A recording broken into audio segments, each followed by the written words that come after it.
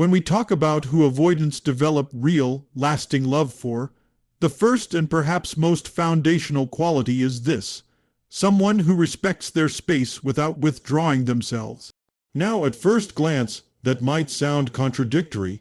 How can you give someone space but not step away? How do you stay present without crowding?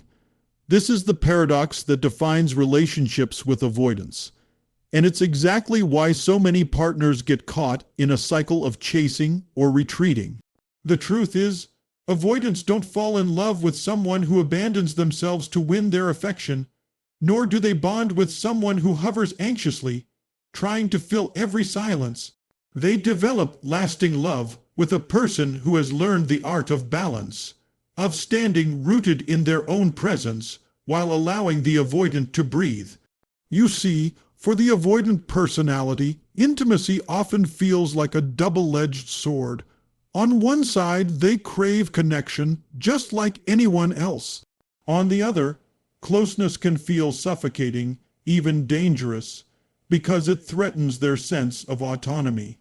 Many grew up in environments where vulnerability wasn't safe, where being dependent meant disappointment, where love was conditional or inconsistent. So, as adults, when they feel someone pushing too close, they instinctively pull away. But here's the crucial point: pulling away doesn't mean they don't care. It means they're testing if love can exist without control. Now, most people misinterpret that distance as rejection, and in panic, they either cling tighter or mirror the withdrawal. Neither works. When you cling, the avoidant feels smothered. When you retreat, they feel abandoned. Both responses confirm their deepest fears, that intimacy means losing themselves or being left behind. What breaks this cycle is the rare partner who can remain steady. They don't chase, they don't vanish, they don't make the avoidant responsible for their emotional stability. Instead, they communicate through their calm presence. I see you. I respect your need to breathe, and I'm still here. This is powerful because it sends a different message than what the avoidant expects. It says love is not control. It says connection doesn't have to suffocate. And it says space doesn't equal abandonment. That kind of environment allows the avoidant to lean in, not because they're being forced, but because they feel safe to do so. Think about it. Don't we all crave that? A space where love doesn't demand but invites, where connection doesn't overwhelm but empowers. There's also something deeper happening here, something almost philosophical. When you can respect an avoidant's need for space while staying grounded in your own presence, you're modeling a higher form of love, love without possession. Love that doesn't say, "You must be close to me in order for me to feel secure." Instead, it says, "I am whole and I choose to share myself with you." That shift takes the relationship out of the old reactive patterns and elevates it into something freer, more expansive, more sustainable. And make no mistake, avoidants recognize this even if they don't articulate it. Over time, they begin to associate that kind of balanced love with safety. They start to trust not just the partner, but the very experience of intimacy itself. That's when love deepens into something lasting, because it's not built on fear, but on freedom. It's not about controlling or being controlled, but about two people standing side by side, complete in themselves, yet choosing one another day after day. So if you want to know who avoidants truly fall in love with, it's the person who masters that paradox, who can give them room without disappearing, who can stay present without suffocating. That's not weakness, that's strength. That's not detachment, that's maturity. Because real love, the kind that endures, isn't about erasing the other person's boundaries.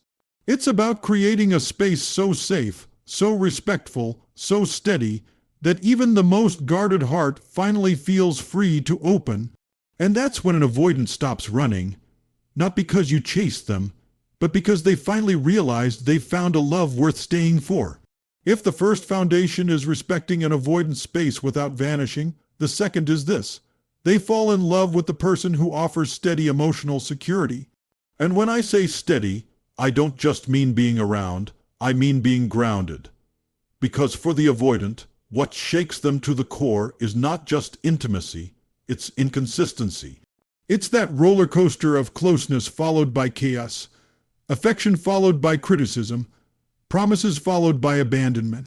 That inconsistency is what taught them long ago that vulnerability is unsafe, that love is conditional, that people cannot be trusted. So imagine what happens when they meet someone who is the opposite of that. Someone who isn't thrown off course every time the avoidant takes a step back. Someone who doesn't weaponize silence or punish distance or explode with demands. Instead, they meet a person who embodies stability. The kind of stability that says, I'm here. I don't need you to be perfect. And I don't need you to open on my timeline. I'm not leaving because you hesitated. That kind of consistency cuts straight through the avoidance fear and begins to rewire their internal narrative about intimacy. Think of it like this. An avoidant has built their world on the assumption that closeness equals danger. But when you show up again and again with calm, grounded energy, you are literally challenging that belief. You're saying differently attention doesn't have to hurt. To shin it intimacy, Y doesn't have to D try F. Vulnerability doesn't have to end in rejection. Over time, they begin to internalize that new experience. And this is where real love begins to take root, because trust for them isn't built in big, dramatic gestures. It's built in the quiet repetition of safety. Most people misunderstand this. They think avoidance needs some huge breakthrough, some explosive conversation where everything changes at once. But that's not how it works. Avoidants love through patterns, not declarations. What makes them stay is not a single moment, but the accumulation of hundreds of consistent signals that you are steady, you are safe, and you are not going to weaponize their fears against them. And when they realize that, when they finally believe that the ground beneath them won't crack, that's when their guard begins to drop. And here's the deeper layer. Steady emotional security is not passive. It's not about tolerating bad behavior or being endlessly patient while sacrificing yourself. No, it's about being anchored in your own emotional core. It's about radiating the kind of energy that says, I can handle your fear without making it mine. I can hold my boundaries without attacking yours. I don't need to collapse into you, and I don't need to run from you. I stand here steady, and I invite you to stand with me. That's powerful, that's magnetic. And that's what an avoidant learns to love, because it gives them a foundation they never had. You can think of it almost like teaching a nervous system to relax. If someone grew up in chaos, their body is wired for tension, for defense.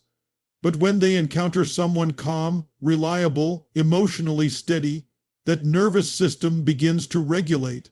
Slowly, love shifts from being a battlefield into being a refuge. And once that shift happens, the avoidant no longer sees closeness as a trap. They begin to see it as freedom. That's the paradox. The people who avoidants love most deeply are the ones who make intimacy feel like safety, not suffocation. The ones who don't just say, I'm here, but prove it through calm consistency, day after day, moment after moment. Because for an avoidant, love is not proven in intensity. It's proven in reliability. And when they finally find that kind of security in another human being, they stop asking, what if I get hurt? And start asking, what if I've finally found home? If the first quality is respecting space and the second is offering steady emotional security, then the third is the one that truly cracks the armor. Avoidants develop lasting love for the person who accepts their vulnerability without judgment. And this is not as simple as nodding along when they share something difficult. This is about creating an environment where their rare moments of openness aren't just tolerated, but honored, where vulnerability is recognized as an act of courage, not weakness. You have to understand, for the avoidant, vulnerability often feels like walking into enemy territory unarmed. Their history has taught them that to be open is to be hurt, To expose is to be criticized. To need is to be disappointed. So they learn to lock everything down: emotions, fears, longings, because control feels safer than exposure. But inside, there's always a desire to be seen, a craving for intimacy that they bury under layers of distance. What makes them fall deeply in love is not someone who demands that they rip those layers off, but someone who responds gently the few times they dare to lift the mask. Picture it: an avoidant finally admits they're afraid, or they reveal a piece of their past, or they let you see a flicker of the tenderness they usually hide. If, in that moment, the other person criticizes, mocks, or pressures them, the wall slams back up twice as strong. But if instead the partner meets that disclosure with empathy, calm eyes, steady presence, no judgment, that moment becomes transformative.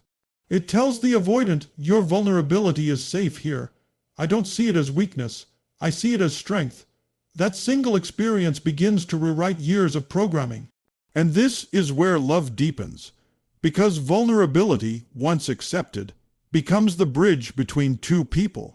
When the avoidant learns they can bring not only their independence, but also their fragility into the relationship without fear of rejection, intimacy shifts from being a threat to being a gift. That's when they stop hiding and start trusting.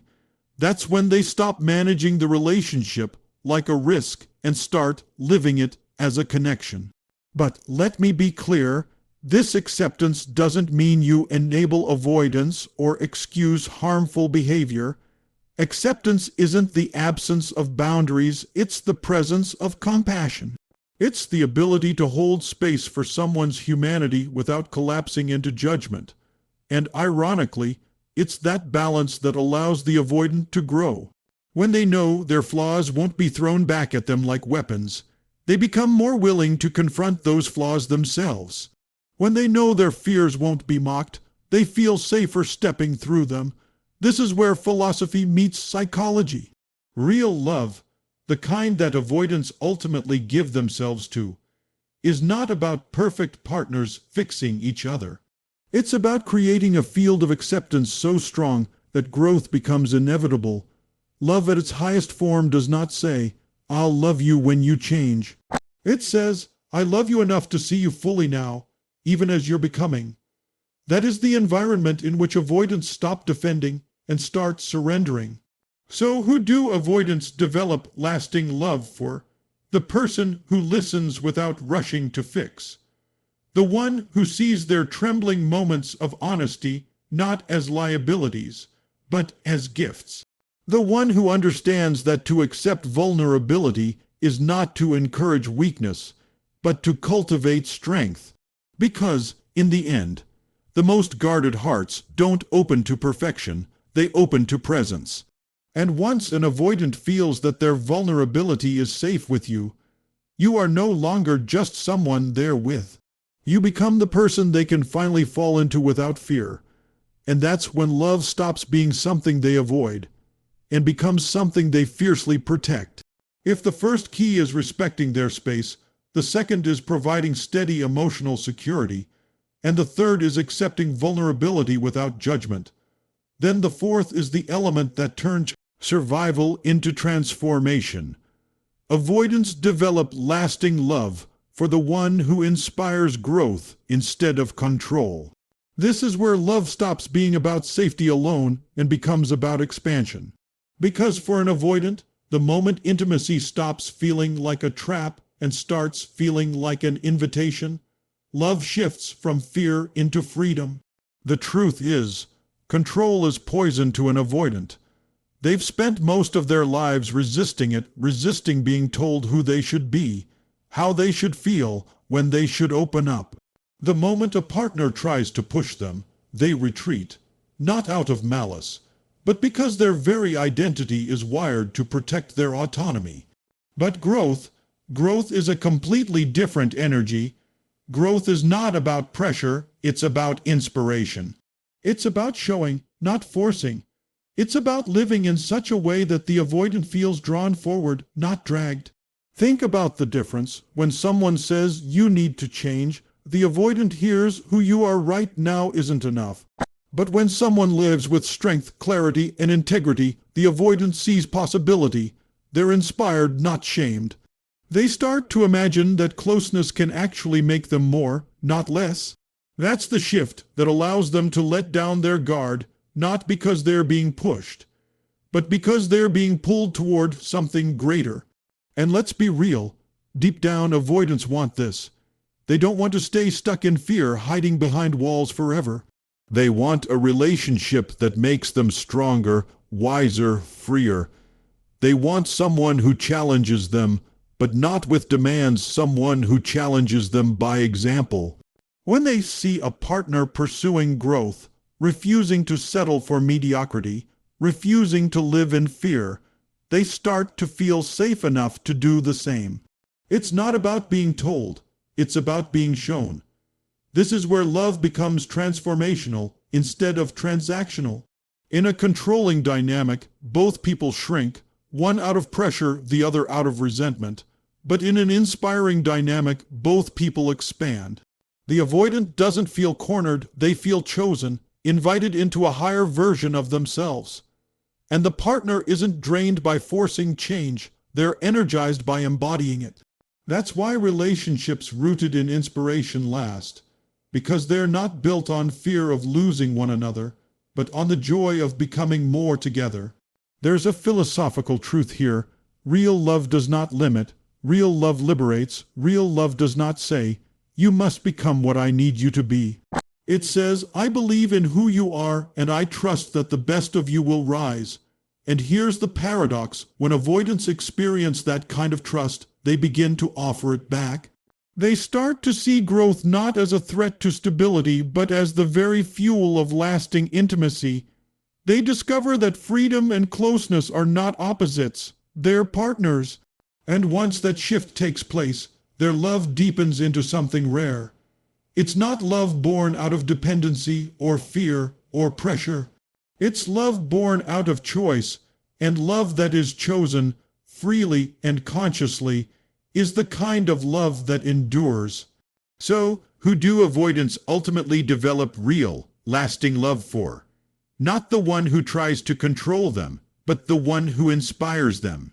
Not the one who cages their freedom, but the one who shows them that love itself is freedom. And that's the point where the avoidant stops running, not because they were trapped, but because they realized they've finally found someone worth growing with.